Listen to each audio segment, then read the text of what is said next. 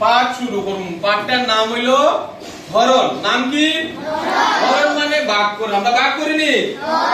হয়। ভাগ করি মানে কি জানি? আমরা যদি 10 থেকে 10 এর 2 দিয়ে ভাগ করি, 2 পাঁচা কত?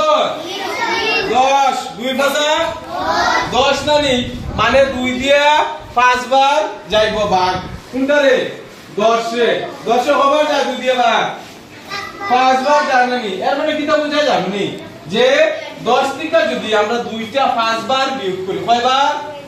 5 বার বিয়োগ করি তে শূন্য পাইবো। কত পাইবো? শূন্য।